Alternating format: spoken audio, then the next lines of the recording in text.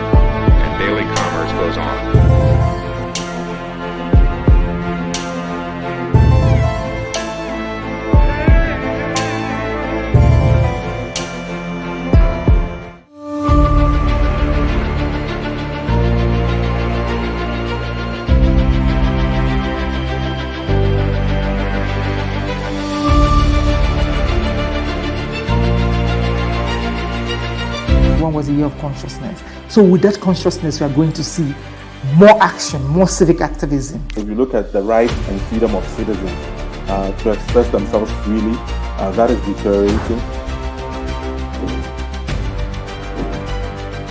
One of the major threats to the civic space in 2022 remains government, repressive governments and governmental action. Advocacy is for a purpose to influence social change in the positive direction.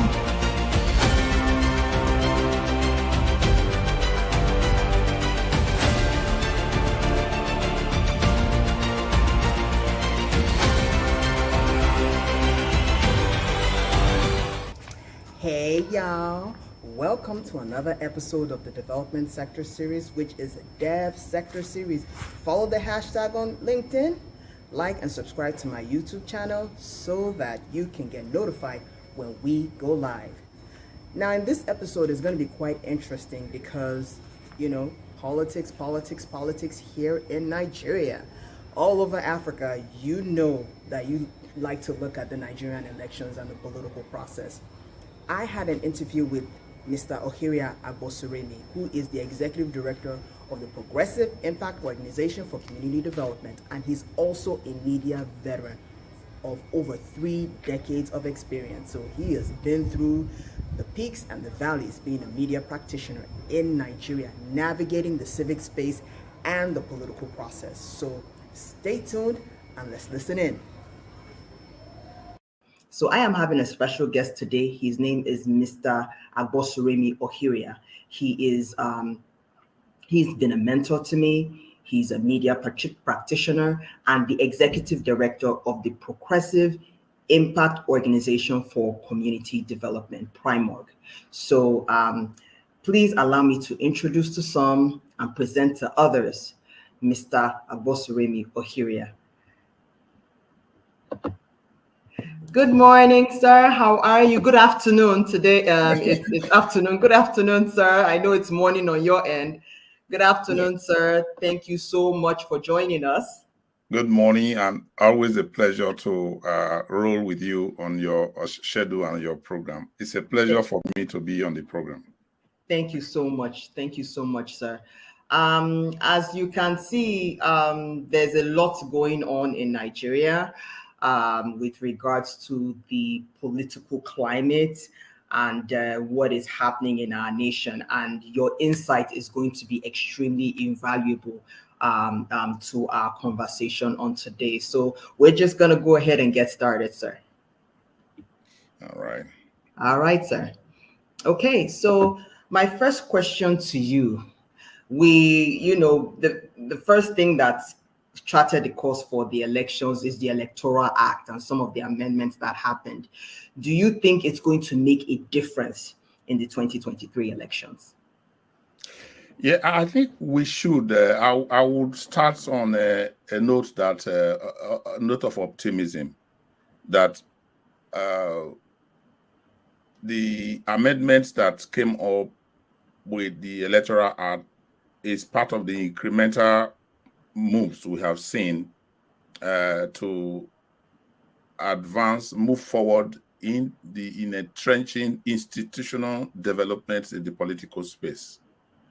Of course, Nigeria is a democracy, and what we do is under any democracy, the rules of the rule of law, the engagements are all predicated on the rule of law and the legal framework that governs the space. So the Electoral Act amendment that came on through some of the expansions of the space, the Independent National Electoral Commission had asked for so much of these expansions over the years, and the successive governments have either because of their political interests didn't want to go through some of the space that INEC needed to be able to operate in. Now we talk about how do we transmit our results? How do we get, what is the management of the polling unit? How do we manage our polling unit? We have graduated from a situation where we count manually, we count all the things, and then somebody comes, take the ballot box and runs away, to a state where we had the card where everybody thumbprint and then the records is kept there. So even if you take the ballot box away, it doesn't really matter. They already have the records. We are not there yet. We are not there yet, I must say. But we have had to acknowledge that we have moved from one stage since 1999 to a stage now where we cannot begin to see how technology can help us play well in the political space, particularly with elections. But there's still so much that we need to do with the Electoral Act. We could just be asking for more within a short space. We want to move very fast because we have that democracies we are comparing ourselves with. We want to look at the institutional framework expanded, strengthened, such that we can have better electoral management, particularly in the process of voting, collation of the votes, announcement of the votes, and then we enter the judicial process of review and all those things that will happen around all of it. Yes, we have made some progress, but I can tell you that we still have a lot of move to go. We want a situation where you can stay in your house and cast your vote. We want a situation where people can vote ahead of time. If you don't want to wait till election day, you can do an advance vote. We want a situation where people can just jump into the polling unit, and within a few minutes, and they are done with what they want to do. We want a situation where there's more confidence in the electoral process, such that people have confidence in the process, that when they will have the confidence that their vote will count. So these are some of the things we still need to take steps to begin to remedy, because even with the development we have seen in the Electoral Act, the space that has been expanded, recently by the amendment that was signed, we still have some areas that we still need to do to strengthen it and to increase more confidence in the system.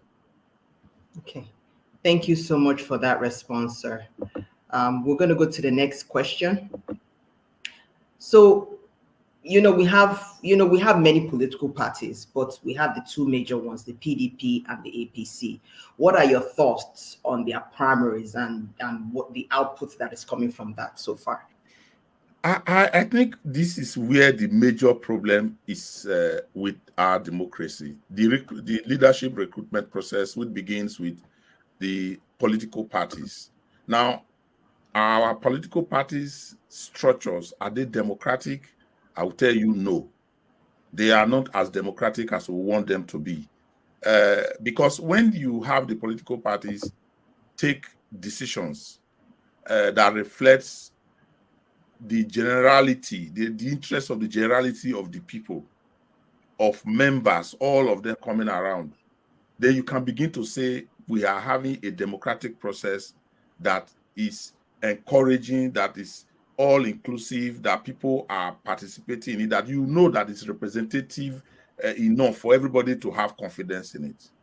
But if it is such a process where we have owners of a party, we have people who have entrenched interests, their own personal interests, we have money playing a greater role, and we have a lot of outside the political field play that you want to ask, are they actually representing the people? Then that's where the problem is. Let me take you into what we have today so that we get it clear.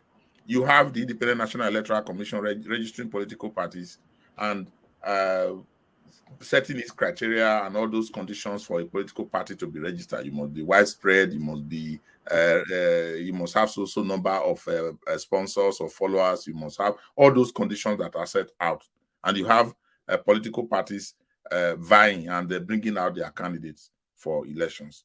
Now you have very good to narrow it to PDP and APC as the question is, so that we don't travel too wide on all the other political parties. Now we are even seeing the primaries of PDP and APC. The other political parties just pick candidates. We don't know how they pick their candidates. They just come up and pick their candidate. They tell you this is the flag bearer. Maybe it's the chairman or the owner, in quote, of the party that is the flag bearer. They just come up.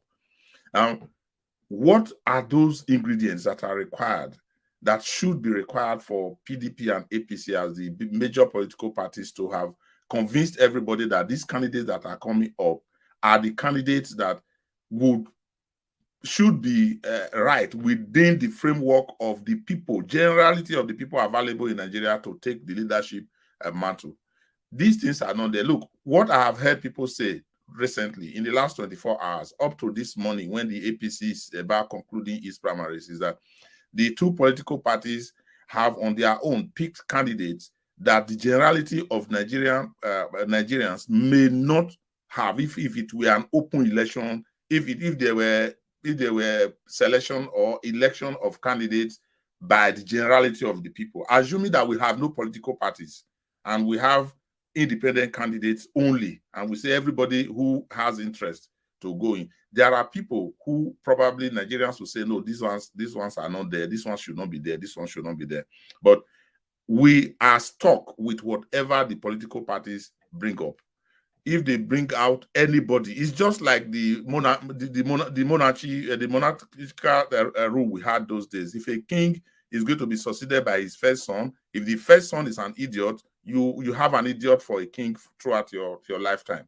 So this is what we are seeing in the structure of the political parties, that they do not actually have the democratic framework within the kind of democracy that you should see, internal democracy you should see, that will pop up the kind of leadership that we have. Now, how many people? About 2,300 people at Eagle Square selecting the candidate of APC.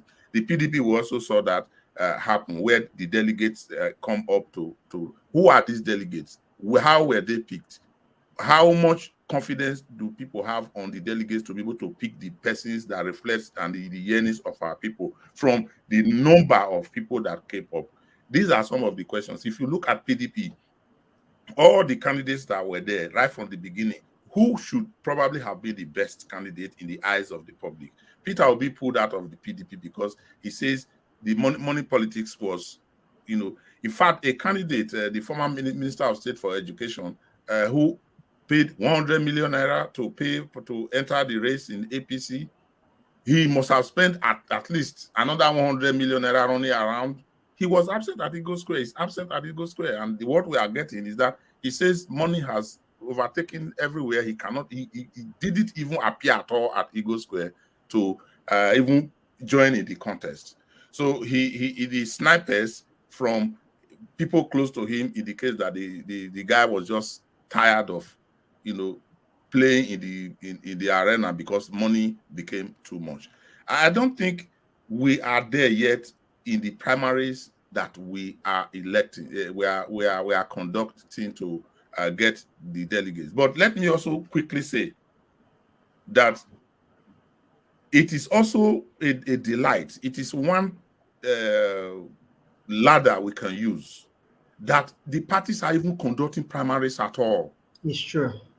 That the parties are even saying, okay, let the candidates come and let them contest. Let us even have what we need to do now is to begin to streamline the process and purify the process, remove money from it, and then we remove all the political influence that will go with it. I know we cannot remove all the political influence, but we can do something about the monetization of the process that makes it possible for a candidate to budget $20,000 for delegates, $10,000 for delegates, $5,000 for delegates, and they distribute it through our system, the banking system, cash. I don't know how it is done. This is why I believe that we can really do something about it. That the elections are holding is even something to encourage us. It means that we have something we can build off of. But what manner of elections are we getting? What manner of elections are we seeing? Are we actually seeing the kind of delegates elections that, I mean, the candidates elections that we really would desire? We are not there yet. So that is the big challenge. Okay, so some persons will say the APC and the PDP will give us whichever candidate they want. They have the structures, they have the money, they are widespread. So if you are looking at Peter Obi's Labour Party, he will need to work very hard to be able to reach the kind of level that we have. Then if we have a balancing that can ask the public to take charge, once these political parties have thrown up their candidates and we can mobilize the community of Nigerian voters to take it off from where they are, then it is possible for us to pick a candidate from whichever party that. So if the political parties will now be conscious of the fact that if they do not bring out a good candidate, the public will reject them. Now, have we gotten to that level of enlightenment where Nigerians can just wait patiently and allow them to do whatever thing? If they let them bring whoever they want to bring, we have the ultimate decision to decide. We can go to any party, and so anybody who is dissatisfied with the processes in APC and PDP can actually go to any other party, and people will say this is the kind of person that we want. So the parties will now know that in future they need to work with the flow of the public to know who might be popular for them to take. Are we there yet? I will also say we are not there, because even the population itself, even the general population, there are challenges. In 2019, we have over 74 million people that were registered to vote, and only just under 29 million came out to vote. If you look at the percentage, it's not encouraging. So where are the others? I mean, we have 74 million with PVC. We had about 84 who registered to vote. Only 74 went to pick up their PVC. Out of that 74, we had just less than 30 million people coming out to vote. So that is a problem. What is the cause? Can we begin to look at those causes, those problems, those challenges? Do you think it's just apathy that could be causing that? People just feel like they are not, their votes don't count, or the process is rigged? Like, how do we? It's a combination of many factors. Apathy is there. We have people who just say, the politicians, they tell lies. They tell everybody that their vote will not count. It's a lie, like we say at PRIMORG. When you say your vote will not count, you are buying a lie told by politicians to discourage you to go and vote. It's actually a lie. Vote will count if everybody come out to vote. But they have perpetuated that lie that many people believe that if they don't need to go and vote. So they fall into that trap of the politicians encouraging people not to come and vote. Because if the vote is not going to count, why are they buying votes? Why do they spend money at police units? 5,000, 10,000. Why are they spending money overnight? They go to villages and give everybody rice and this thing to say, please vote for the party with this symbol. Vote for the party with this is our symbol. Why are they going out if the vote does not count? The vote counts. They know that vote counts. So the people need to be sensitized. They need to know that they can take a decision. Let me ask, if you check the last record of the Independent National Electoral Commission, the voter register, 51% of those who are registered to vote are between the ages of 18 and 35. That is enough to change the calculation in Nigeria. Young people who are between the ages of 18 and 35 constitute 51% of the voters, at least as at the 2019 elections. And the figure, if you see the rate at which young people are also registering to vote now, the figure is going to go up.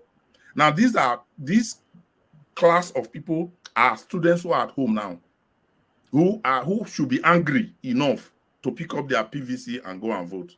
This class of people between 18 and 35 are the class of people who are jobless, who have no job. They have taken education that is half-baked. They are unemployable, if you ask me. So they should be angry enough to say, look, let us change the system. But will they come out?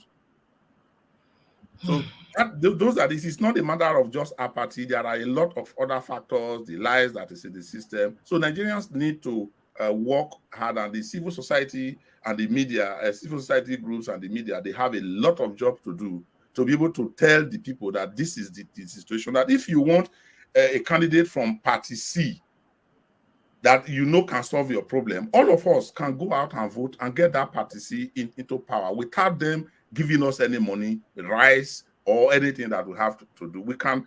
I also hear people say, take their money and don't vote for them. That is also a lie. It's also perpetuated by the politicians, that when you take their money, you can take it and go and vote for them. Look, we are talking of credibility and integrity here. Why do you want to take anybody's money and not vote for the person? Why don't you damn the consequences? Tell them to go with their money. And that's the only way we can get it right with the processes. Thank you for that expansive response. So now we've talked about elections and trying to mobilize people to vote. Do you think that it's going to make a difference with the insecurity in Nigeria? I just saw a comment from Mrs. Olutu here. She says here already, your safety at the polling center or booth is not guaranteed. So and she even responded here, why will I risk my life when the polling booths are filled with thugs? So do you think there are a lot of people already thinking about their safety in going to the polling booth? So as we're looking at elections vis-a-vis insecurity, what do you think?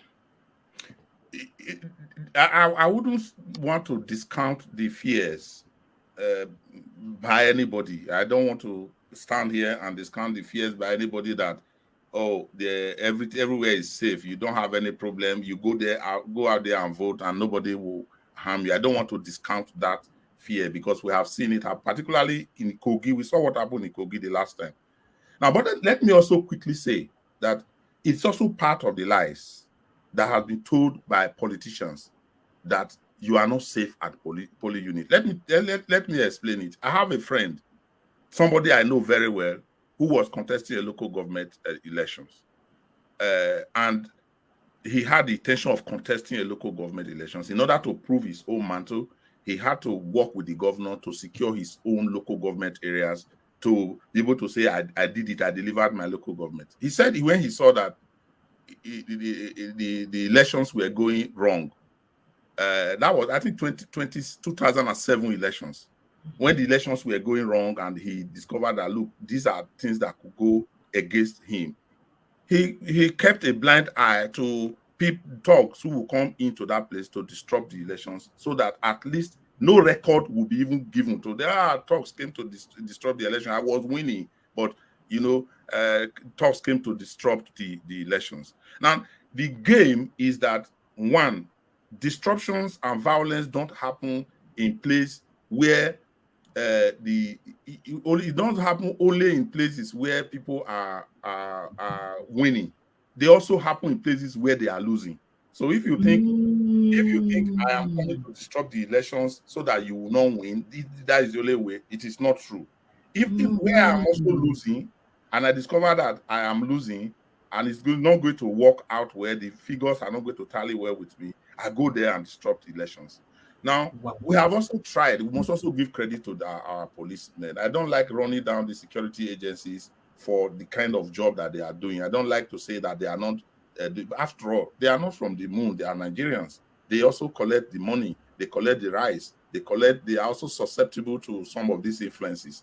But they have done quite a lot over the years to reduce violence at polling units. And they know the flash points. They know exactly areas, states that are more violent in the time of elections.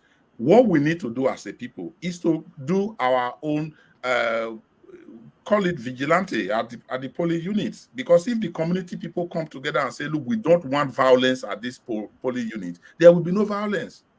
The thing is that the apathy and the interest of the people, the way people have decided that, look, it is not my business, I don't want to just go there and vote, has made it possible for the few who want to perpetuate violence to buy guns and give to people to, disrupt the elections. If they know that the people are resolved, and we have seen it, where people are resolved, things go smoothly. They do things, and everybody knows if you go there, nobody is going to spare you, because in communities, in villages, in this area where we have our population, they know themselves. So the politicians find it convenient to tell you that don't go there, or you just be killed if you go to that place. I am not also, like I said, discounting the fact that you should not be conscious about your life, and you should not be conscious about your safety. But the fact is that collectively people can make the difference if all of us resolve that elections should be held without violence. And the police should also be equipped properly. They should be given the kind of training, they could be given the equipment to be able to put their lives on the line. We have seen so many of them who were killed during elections, and at the end of the day, when they are killed and they are gone, we don't think about them. We don't. Nobody even takes record of who is the policeman. Was the wife driven out of the barracks after he died? Are the children going to school? Do they have insurance? Nobody. We are not really careful enough to take a look at what our security architecture should be, how to strengthen them to be able to protect life and property. We put the military at the fringes to be able to support the police, but how susceptible are these military people? We have seen how susceptible they have been over the years. You can also use them to rig elections. But we should stop emphasizing the fact that violence should prevent us from going to select our leaders. Because if all of us agree that violence is such a problem we cannot solve, then we leave the field to those who are perpetrating the violence, and we will never get it right. Thank you so much. Okay, so we're going to now talk about the civic space, which is what you've been talking about from the beginning, but kind of we're going to be a lot more frontal about it. So as a media veteran, what are some of the challenges with yourself and your colleagues and even the young ones coming after you in navigating the civic space in Nigeria, for people to be able to report freely on elections, the things that are happening? What are some of the challenges that are being faced right now? I think there are a lot of challenges, from the media to civil society, the people themselves. We have not had it well with the underrepresented. We have people who are cut off from the meal. We have people who just have given up. They just allow their lives to be run by whoever is in power. They don't even have access to saying what they have to say. Thank God for the radio stations in Nigeria, where you a lot of phone calls enable people to vent their anger. PRIMORG, we run a lot of radio, interactive radio programs where people call in and they say they have, even for the fact that they have the opportunity to say what they have got to say, they are excited about it. Now, we have had the Buhari administration that has tried to muzzle the space. Even where it was before, we've tried to look at it. People left the mainstream media that had been strangulated and went into social media. The social media space was, we started to bring in laws that will regulate social media. We started to bring in laws that will define hate speech. We started to bring laws that would define things that, so people, they edit. There's this self-censorship that is going on even in the public space. It is not just in the mainstream media houses where you have an editor who says, look, if I run on this, what will the government say? What will the National Broadcasting Commission say if we run on this story? We saw channels being fined. We saw AIT being fined for broadcast that ordinarily people will say, what is wrong with that? So even that has crept into this civic space. Even to post things on social media, people are will think twice before they begin to do it. And then we banned Twitter in Nigeria because Twitter did something that didn't run well with the government. But I must say that it is not all hope lost. It is not that okay, we should not look at the strides, some of the steps we have taken. The Nigerian social media space is very active, just as the media is also active. We have constraints, but the public have made use of the citizens media, take on Facebook, take on Twitter, and engage the government with it. We have a lot of people who are doing that. The civil society organizations are also doing this very well. But what we need is more attention to leveraging on what we have now to expand it so that people can freely, responsibly make use of the space to follow up with governments and make sure that we have a kind of opportunity to participate in the entire process. If you go to the rural communities, who do they even talk to? And most of our population is resident in those areas. So who do they even talk to? What access do they have to the local government? What access do they have to the state government? Who dictates what happens? Do they have access? Do they have impact? Whatever they say or recommend, or do they have community organizations that can say this is what we want? These are some of the things that the civil society groups and the media will still need to work on. If you ask how we have been navigating the space in Nigeria, it's been difficult.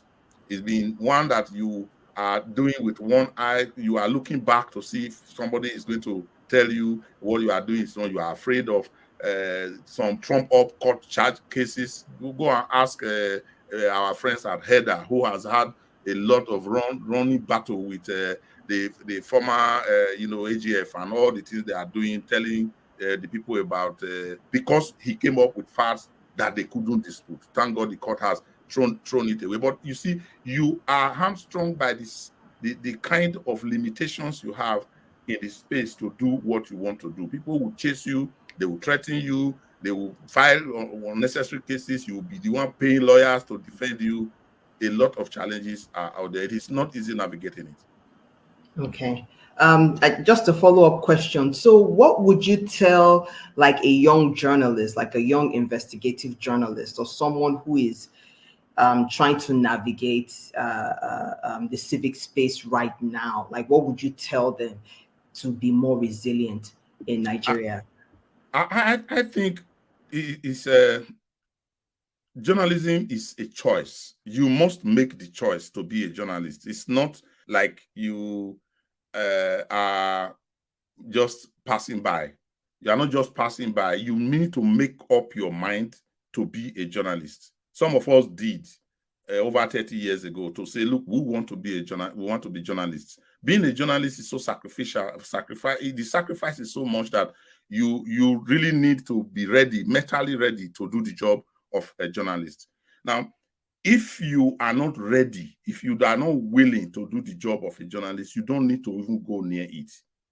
You must understand what it takes to be a journalist. You are like the fourth, you are entering into the class of the fourth estate of the realm. You are like a government. You are the one that have the fine details of what governance should be. You are going to chase corruption. You are going to report exactly what you are ready to also bear the consequences of whatever is going on. The safeguards are very, very few for now. We don't have so much safeguards. Even your media house can even deny you if you are not, if they are not in the same category of media houses that are strong, that will make it possible for you to be defended if anything goes wrong.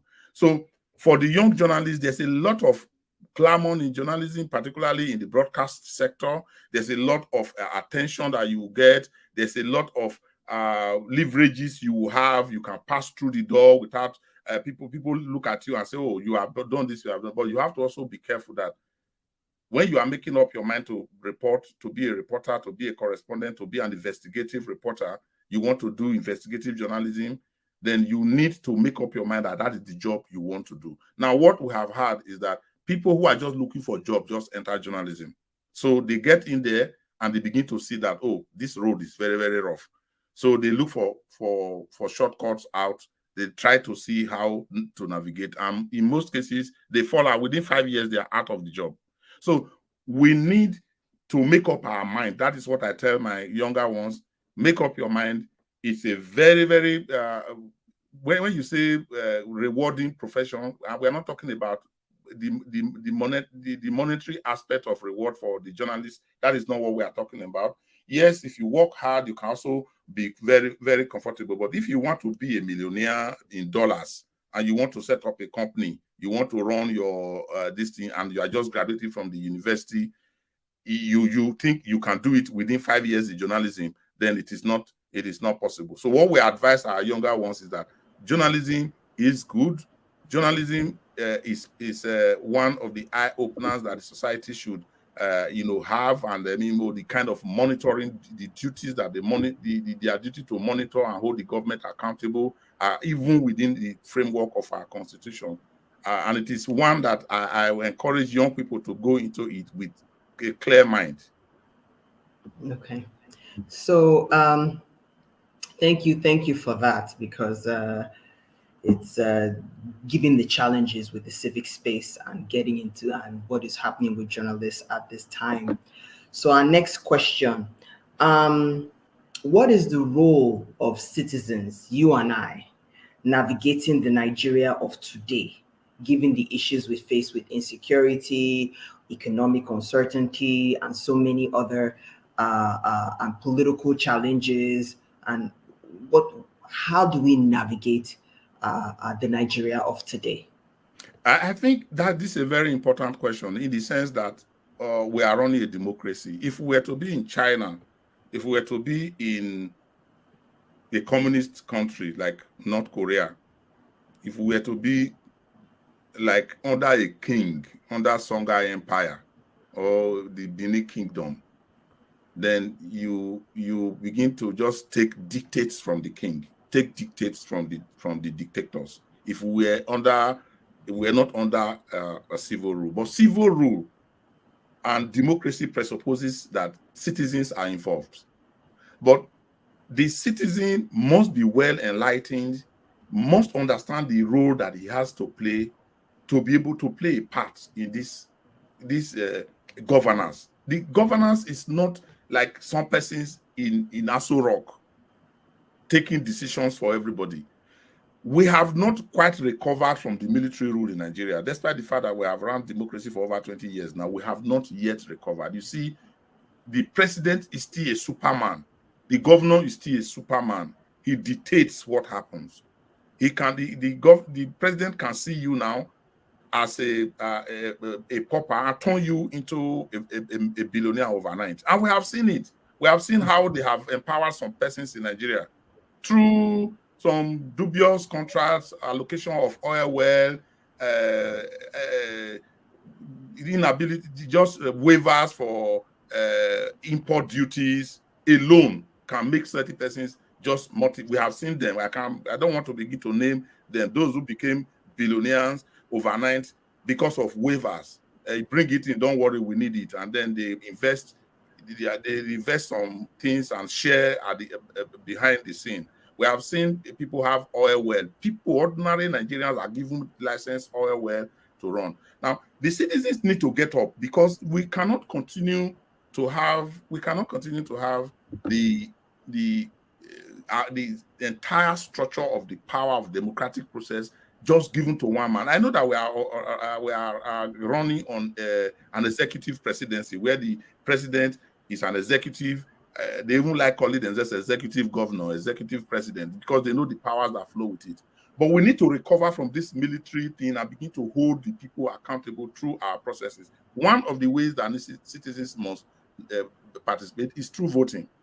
If you are not registered to vote, and you don't, or you are registered, you are not voting, what you are indirectly telling everybody is that you are not important. You are not important, you are not useful in this entire process. If the road is bad, it is not a problem. If these universities are shut down for 2 years, it is not a problem. What you are indirectly telling everybody, all the other citizens, is that you are not part of the system. You are not interested in what is happening. If there's no medicine in the hospitals, or there are no hospitals, no doctors, it is not a problem. Even all the youths in the Nigeria walk away and across the border and enter other countries, it is not your problem. These are the messages you are sending when you do not vote, when you do not register to vote, and when you do not go out to vote. You have excluded yourself from the exercise. Then the other way that citizens can also be part of it and make sure that they navigate the system and be part of the processes even after the vote. We must not leave our legislators to just do whatever thing they want to do, or the president or the governors or local governments. There must be some organization. We must have community think that we must call them back home and ask them, what are you doing? Constituency projects are going to be cited. They don't ask you what you want. Maybe it is water you want. They give you a road because they know that the road construction will give them kickback better than the water that you need to get. Why don't you call them and tell them, look, this is what we want? Where are those meetings? Where are those safeguards that we have that citizens can see? If we do not monitor our elected people, they will do whatever thing that they want. So citizens must join hands with the civil society organizations, with the media at various levels. We have so many community associations. The Social Village Club group in Abuja, we have them, the association, National Association of People from Social. What are we doing? Are we just doing cultural things without looking at how to be impactful in taking charge of what is happening around us? If we have elected a representative, how do we follow up to be sure that the person is not doing his own bidding in the National Assembly or in the State Assembly, as the case may be? Even at the appointment level, if they appointed somebody from your community to be minister or commissioner, do you even ask them what happens at the Federal Executive Council meeting? Do you even ask them what their contribution is at the state ESCO meetings? Do you even give them a charter of demands that these are the things we demand from you, because this is what we want? You are representing us at that location. Unless we do that as citizens, then those who are in power will just feel it is their field day. For 4 years, 8 years, they will do whatever thing they want to do. You said something that just really gave me an aha moment, that we haven't really gotten over the military rule and having been ruled by monarchs. So we really need to change our mindset to the democratic rule, even after 20 years. So that was really very insightful, sir. I just want to talk to the audience. If you have any questions for Mr. Agbonsuremi, I see a few scattered down the chat line. We're going to start with that. But if you have any questions, any comments, please make sure that you put them down so that he'll be happy to answer some of these questions. So I saw a question here from Mr. Charles from LinkedIn, Chibuisi Ehiemere, and he said, why can't Nigeria go from biometric consensus and voting? Go for biometric consensus and voting. So that was biometric census and voting. Yes, census, yes. Yeah.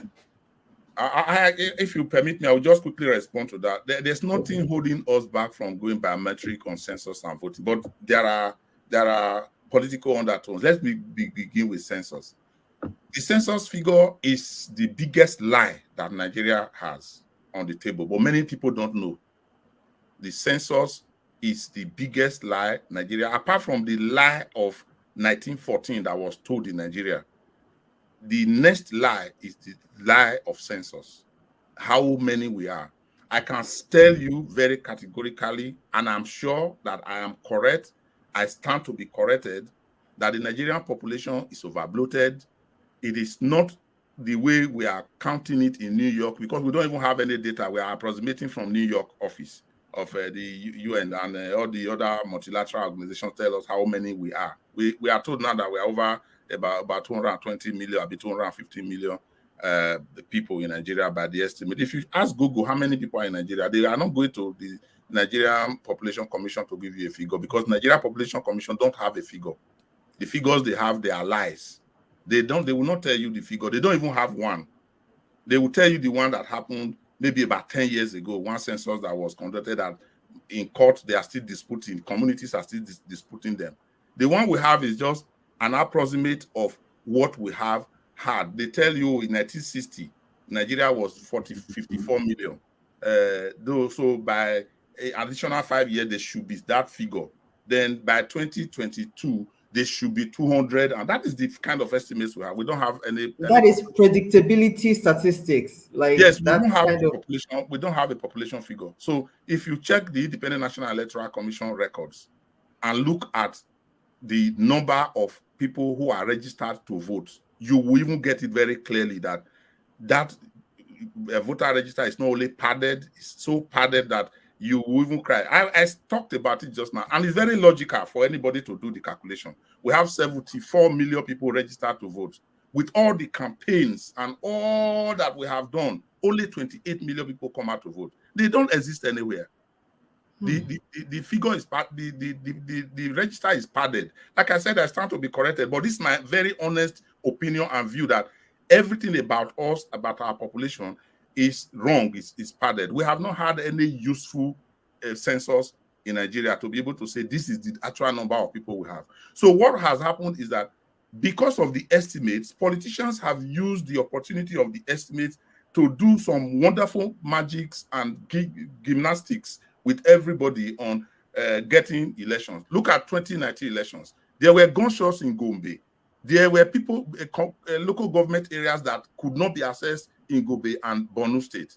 But check the result that came up, the results that came up from those states during the elections. I mean, on the day of election, yes, on the day of election, Boko Haram terrorized communities in those states. About 4 or 5 local governments were under their cover. So many people are in IDP camps, including in Abuja from Borno State. So where did they get those votes from? So they sit down and then they say, oh, that is the figure. If you go to the palaces of the Shehu of Borno, if you go to all they have PVCs that INEC has helped ask them, please, can you help us distribute it to the owners? But I can tell you that they don't have it. They don't have the human beings that have those cards. So if you also take a look at our own population, the same we have experienced in terms of the actual number of people that exist in Nigeria. We don't have the figures. And for voting, we can do more about the biometrics. We can actually, first of all, we need to bring together define our own identity. The identity recognition. What do we use to recognize ourselves, to identify ourselves? Are we using the national identity card? You know how long we have been working on the national identity card. Are we also employing the driver's license? Are we using the voter card? In other countries around the world, and I know that you have traveled, you have seen it all in terms of the management of national identity. Why is it that it is not possible for us to have the national identity card like within a year? Let us issue identity cards out within a year. Ghana has achieved that. I know that the Ghanaian population is very small, maybe smaller than Keja in Lagos, even maybe Lagos State. But can we make up our mind to say within the year 2022 or 2023, Nigeria has set it up to say we will know everybody in Nigeria will have a national identity. That way, we will know how many people we have in Nigeria. That way, we will know how many people can be within the range of the voting age between 18 and above. But now, as we speak, we don't have a correct figure, and they have manipulated it over the years to suit their whims. It's just that their whims and caprice to do whatever they want to do with the figures. Until we get a leader, like I have said in previous encounters, previous radio programs and TV programs, the one person that Nigeria needs to help us entrench our institution is the president and commander-in-chief. If we have a good president and commander-in-chief who believes in these systems we are talking about, he will put his feet down and work with the National Assembly, hold meetings with the state governors and say, we cannot continue on this wrong road forever. We have to start somewhere. And one of the best places to start is our data system. We need to manage how many we are. We need to know what is happening around us. We don't even know how much we get in terms of revenue. So these are some of the things that So we don't know our IGR. So what we are seeing in reports are just guesstimates. Ask them in the NNPC if they actually know how much oil is taken from our soil. We don't know, because we depend on the multilateral organizations who take this oil to tell us how much they have been taking. They're not going to tell you everything. They will not tell you everything because they are all beneficiaries of the same matter. So because we don't have data, we don't have anything. What the greatest challenge we have in Nigeria is identity, how many we are, and then the data. Well, that was quite comprehensive. I think I have another comment here. I think I have another comment here on here. I think he agreed. He said, "God bless you, sir. The population is oversized. Nigeria is about around 100 million or close." So that's even another estimation as well. So the issue with the issue with the NIN. Let me just ask a follow-up question, sir, before I get you to your final thoughts. The issue with the NIN that we're going through. What are your thoughts on that?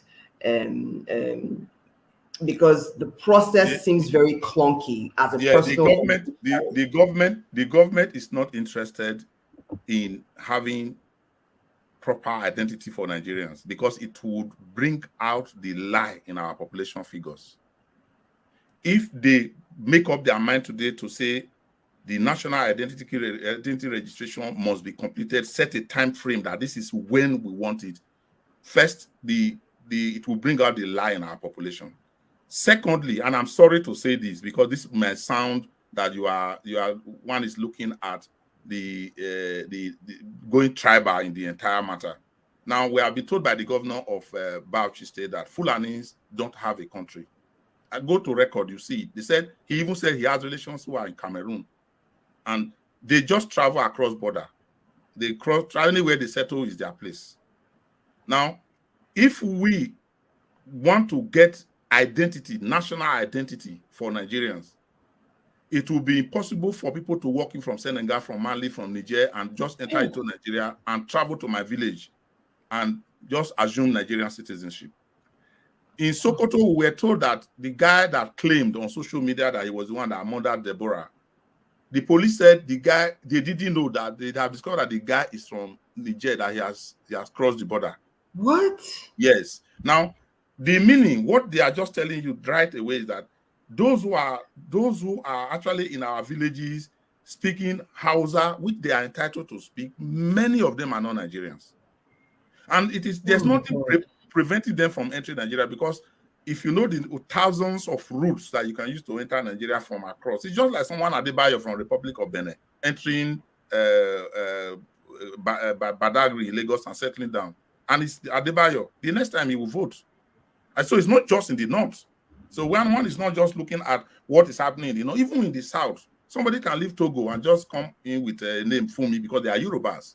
They will just come in and stay and enter Ikeja. And by the time he or she lives 5 years, is registered to vote, because there's nothing that prevents such a person from registering. So we have a system that clearly supports the criminality of forced population, which they use to deceive everybody, and they are not interested in changing it. That is the problem with the national identity registration. It is the same it's also the same problem with population census. They don't want us to have the number of people that we have, so that we don't know where they come from. The day Nigeria will have national identity to the child that is born in Nigeria, that is before the child is discharged from the hospital, they give a national identity number. That day is the day we'll have all the challenges resolved. But I can assure you that it is not in the interest of the current leaders, the entrenched leadership we have in Nigeria, to have national identity. That is why Obasanjo blew up about 16 billion on it. We didn't get it. And this successive government, they are blowing money on it. They are not interested in pursuing it to its logical. Because I think I was talking to somebody from NIMSI, and he said that that they've been trying to ask the government for money for more servers. It's like, we need more servers. There's so much data. We need more servers, and they're not even paying attention to them. So no, they will not pay. They will not pay any attention to them. It doesn't serve the interest. You don't need. Look, if we make up our mind that we want to have national identity for a card for everybody, we want to have ID card for everybody. It's very possible within a year. We can actually set a timeline to say, by the year 2024, every Nigerian will have a national identity card.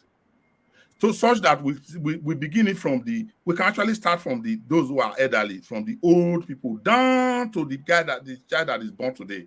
And say if you are 40 years and above, you must have national identity card. Now the time is for those who are 35 to 40. Now this time is for those who are 10 to 20.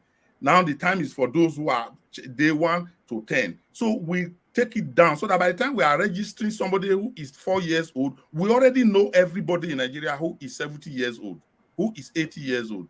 We can do that. We can achieve that, but we don't want to do it because it is not in the interest of the political class to have the population figures correctly. So they know that if everybody gets national identity, there will be a figure that you will put together and everybody will have a figure. And that is, we'll have a number. If we have a number, that is the end of the entire lies about our population. Okay. So I just saw that I had a question that I didn't ask earlier, which I think it's an important one. As you know, the elections are coming up and we're going to have a new administration. What would be your recommendation to the new elected administration to begin to ensure good governance? Because I know that your public conscience. If we do not elect good persons, please, we cannot get good governance from the process that is on now. I'll be we cannot get good governance. You cannot do, I think it was Dr. Chuba Okadibo that says, it is madness for you to do something in the same way and expect a different result. If you are repeating 1 + 1, you get 2, whether it's in Damaturu, whether it's in Ogwama village in Edo State, whether it is in America. If you ask 1 + 1, will give you 2. If you want a different figure, add up other figures. Put 4 + 4 together, you get 8. But the way we are going, we are not likely to get the kind of good governance that we are getting from the process that is going on, except Nigerians come out this time and say, this crop of people that are thrown up by the politicians, by the political parties, we have to take the best out of them. And it doesn't have to be PDP or APC or Labour Party or any party. We just need to look at the one that is best for us, whichever party, and vote for. If we do not do that, we are just going to run around the same circle and come back. All these discussions will continue. I don't see an Atiku Abubakar being president solving the problem. I don't. If Ahmed Bola Tinubu comes on to be president, I don't see him being the solution to our problem. I don't also see even Peter Obi, if he runs on this same system we are running, this same system, being the best that we have. All we need to do is to have a president from amongst them who can change the system. Didn't you enjoy that? I know you did. If you did, make sure you put that in the comments. I know that when I listened to it again, I enjoyed that episode. It's actually one of my favorites because he just went down. He went in on the political process and he just was very personable and just spoke like it was another walk in the park because he knows what he's talking about. So I was very excited about that. Just a few announcements. The 2022 Civic Space Outlook, okay, which was sponsored by Spaces for Change, the West African Civil Society Institute, and the Ford Foundation. Make sure you listen in. The link is here in the description. Make sure you listen in on that documentary that was produced by, you know who? Me and my team, okay? So make sure you listen in. Untold Impact, the role of civil society in development.